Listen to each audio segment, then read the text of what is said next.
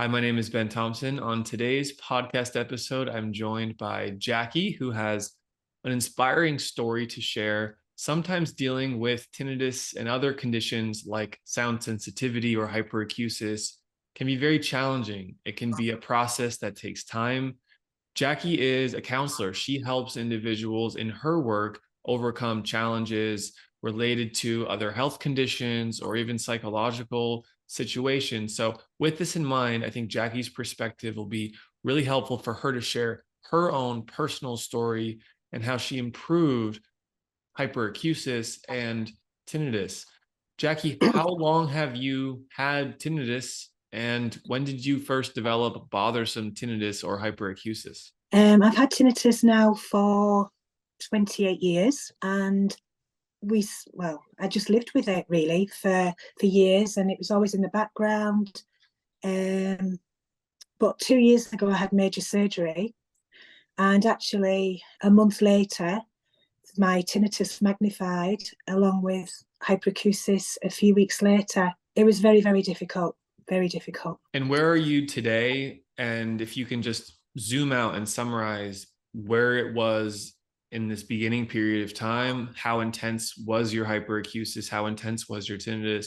And where are you today? Well, I would say now I'm about 80% better. However, at the beginning, I was in a really, really dark place for months. And some days were really, really hard. I still had to work. However, I had a few weeks recovering after surgery where I sort of tried to understand what was going on because sounds seemed to startle me. It's hard to explain. And certain frequencies, I got sort of like a discomfort almost instantly. It's sort of, what's the word? It happened at the moment of exposure, really. And it's as if the world's volume had just turned up, and I could physically feel it as well.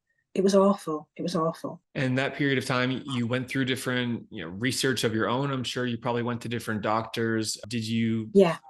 Did you face roadblocks? What kind of challenges did you face in the first period of time Well, here where it was the most difficult? when it was the most difficult, I just felt I isolated myself really. I was recovering from major surgery, but I isolated myself in my room. I was scared of sound, and the anxiety built up and built up and built up. And that made it worse. I made an appointment to see my audiologist, which is at the local hospital. They have a tinnitus clinic, but they didn't seem to know anything about hyperacusis, very little really. And then I went on different websites and forums, and I got positive stuff, but I also got horrendous stuff from those experiences.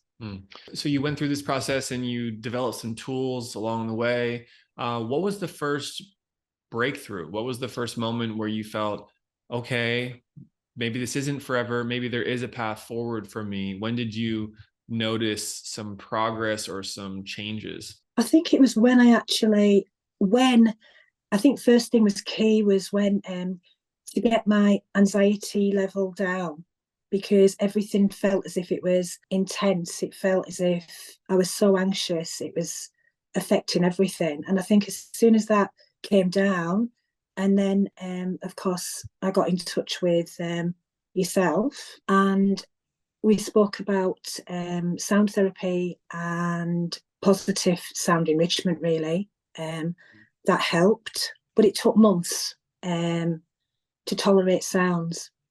Yeah, You let's talk know, about let's talk about that. I want to go back to your comment of how you had a lot of anxiety. yeah, Anxiety is often based on feeling a lack of control, yeah.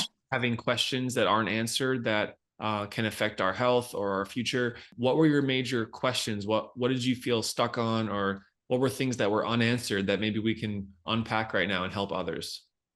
I think it's because I was just so scared. I didn't know what was happening. No one had, there wasn't a cure for it. There was no one could give me some sound advice because everything was all over the place and there was a lot of doom and gloom about it. And it was so challenging. And, it was exhausting trying to seek help for hyperacusis because there was such a lack of understanding about it. Mm. And you did work with our team at Treble Health. That's how we got connected. You Yeah, eventually worked with us for quite a bit with different audiologists on our team to help in your process. We yeah, had initially spoken about the treatment of hyperacusis with tinnitus, and one of my initial pieces of guidance for you was we need to first treat and work on the hyperacusis. Simultaneously, the things we do there will help tinnitus. But in your case, hyperacusis was the main problem. yeah. What helped you? What helped you just get over the hump or take the level, the intensity of hyperacusis down just a bit, give you some of those tools and help manage the anxiety around it? I think it was the ACS plugs. They were fantastic. And what are So I got those? them. The ACS plugs, they were filters, filtered plugs that I could, I got them for 10 decibels, 17 decibels, and 27 decibels. So it allowed me to sort of like navigate through this very strange soundscape without feeling fearful of sound. Yeah, that's really important If you because know, for those who don't know, you can over time manage the filtering of sounds around you. As you're yeah, getting better, you can start with the most restrictive earplugs or the highest noise filter earplugs, and then over time you can wean yourself down to lower and lower filtering, bringing in more and more sound. And at the same time, over these months, you're able to tolerate more sound at a physiological level. Not at This isn't just saying emotionally I'm ready to hear sound. This is a physiological change, similar to how when someone has an intense migraine, they're very sensitive to light. It's a mm, neurological sensitivity, but for hyperacusis, this can last months, even over a year. And those earplugs are a big part of how you can do everyday activities like go to the grocery store, drive a yeah, car, be in a yeah. restaurant. This is a short interruption from today's video to announce the tinnitus quiz. If you're watching this video, there's a good chance that you or someone you know has tinnitus. We know how much tinnitus can impact your daily life, and we're here to help. Visit tinnitusquiz.com and take a 2-minute quiz to receive personalized treatment plans that have helped hundreds of people learn to manage their tinnitus. Start now at tinnitusquiz.com. What were the things that were taken away from you, and how did you slowly bring those back into your daily life? I think one of the main things was going to a supermarket. I found that really daunting. First, I'd go to the sit outside and I'd think, right, I've got to go in, I've got to go in. And anyway, I thought, right, I challenged myself and I thought, right, put your earplugs in, go in. And I only bought one item. And then slowly over time, I built up and I went in for a bit longer and then I went in a bit longer still. And then, the things like the tills and the beeps and the lady's voice over the speaker, different things like that. But now it's 2 years actually today since I started with hyperacusis. Now I just go in and I don't even think about it. But obviously that was gradual. It was very, very gradual. And obviously I've become gradually less dependent on the earplugs as well. But it's taken time and a lot of patience.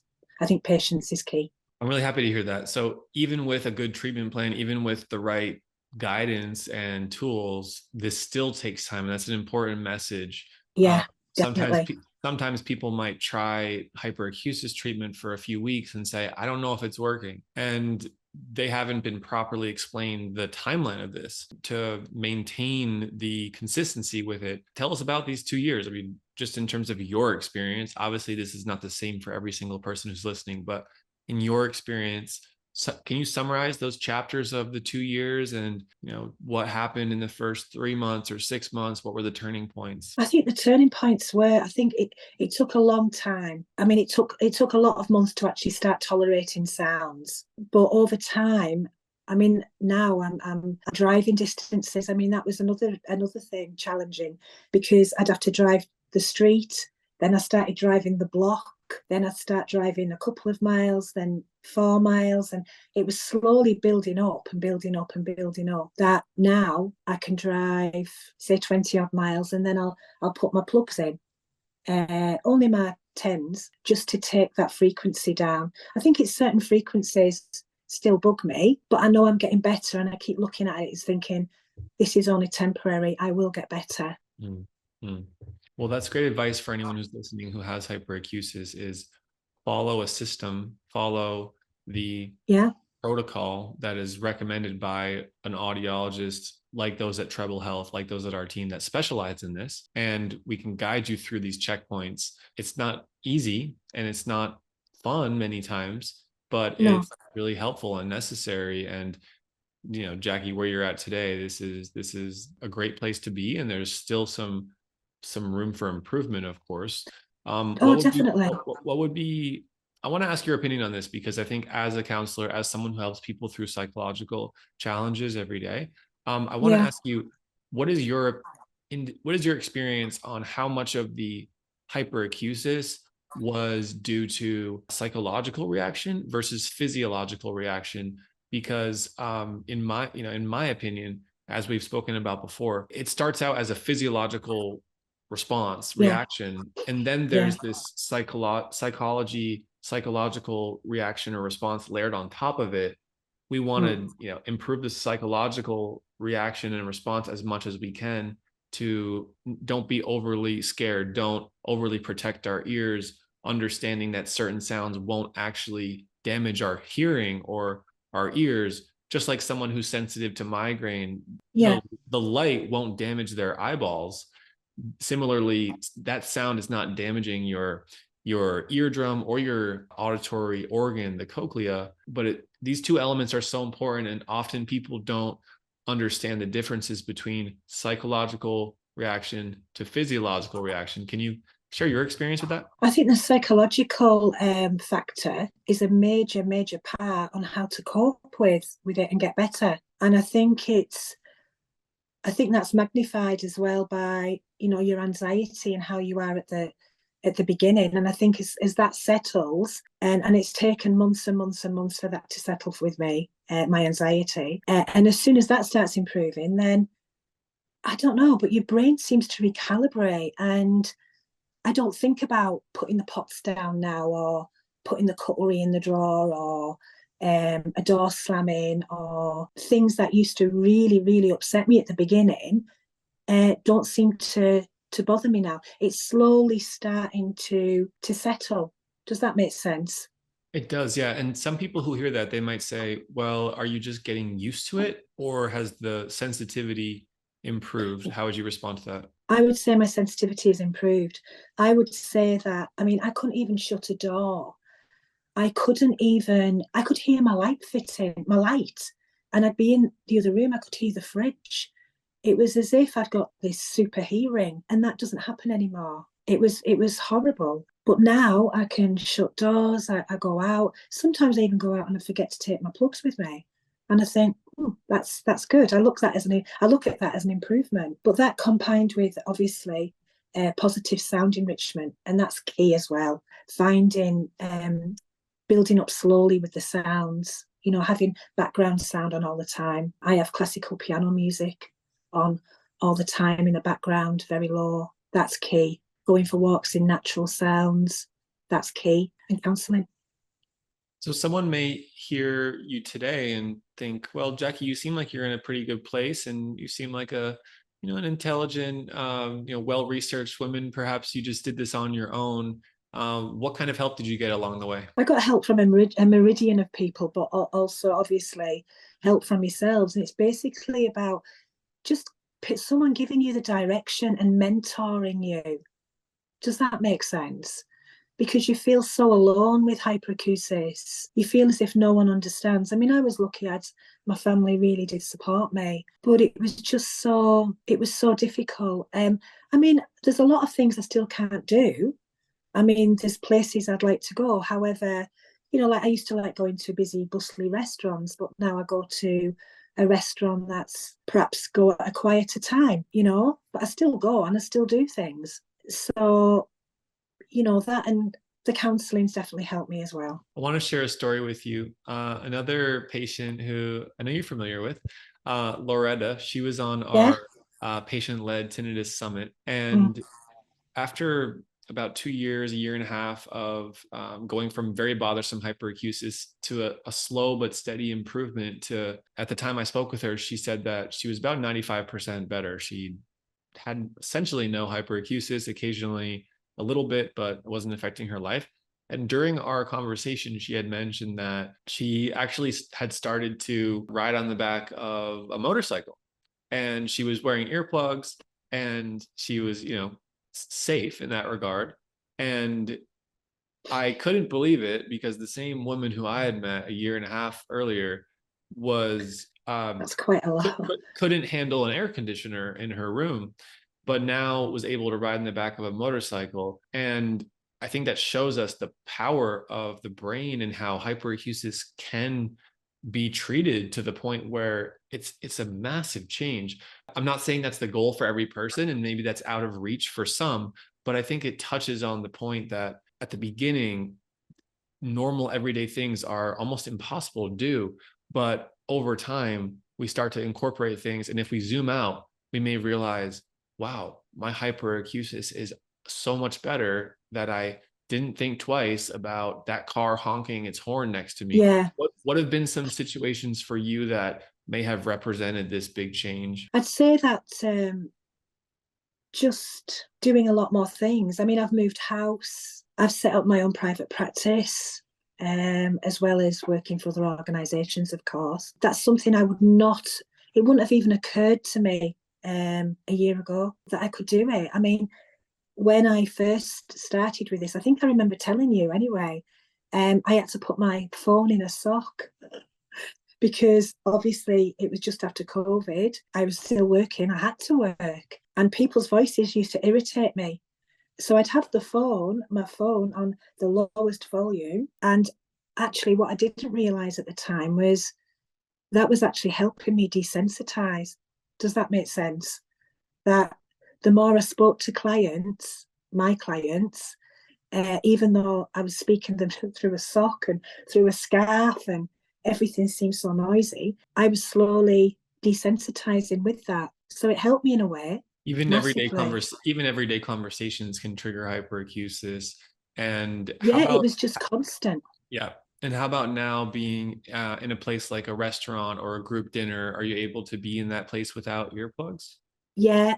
And actually it was funny because the first Christmas when this started, which was 2021, it started in the May, I was actually using paper plates and plastic cutlery when I had my family around because I couldn't stand the frequencies of the crockery and things banging.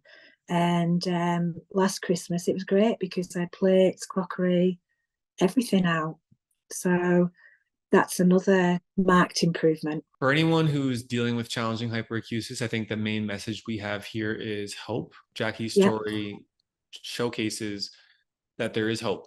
There is hope for things you can do. Sound therapy, strategic use of earplugs, having support, having the right professional who's seen dozens of cases like yours, who can give you the confidence that you obviously don't have because you haven't gone through it. I also see that that makes a big difference. So Jacquie, I want to ask you, do you have any pieces of motivation or encouragement that we haven't touched on so far to someone who's in a place with challenging hyperacusis or tinnitus? I think the first thing is to seek out professional help. I also think as well that it's slow, that you've got to have a lot of patience and that it's not linear. You do go backwards and forwards with it. I think also as well to find a really good counsellor. I found one, Dr. Susanna May, from Treble Health, and I was really, really lucky to find her because she also has experienced hyperacusis and tinnitus. And you know what was really good about that was the fact is she got me, she understood me, and nothing was too much trouble for her. And I was so grateful to have found her. And that, the combination of good sound therapy, the Oasis sound machines, good earplugs, trying things to relax, going long walks, meditation, things like that. Good self-care. And I think that helps as well. And talking to positive people who have this, that helps. Well, I've still got a way to go, but I'm in a lot better place. Yeah, thank you. Absolutely. And you are helping others who need some of that I hope so. your guidance and support. So we do thank you. And If you're watching this on YouTube and you found this video helpful, please comment below helpful. And if you want to reach out to our team at Treble Health, you can search us online, treblehealth.com. We do work with hyperacusis as well as tinnitus. Jacquie, thank you so much. Keep up your good work. Keep helping your patients in your counseling practice. And I want to check in later with you to see what kind of new sounds you're able to tolerate. That's always really fun for us. So I'd like to check in again later on another podcast here. Thank you so much, Jacquie. Not a problem. Thank you very much. Thank you. Thank you.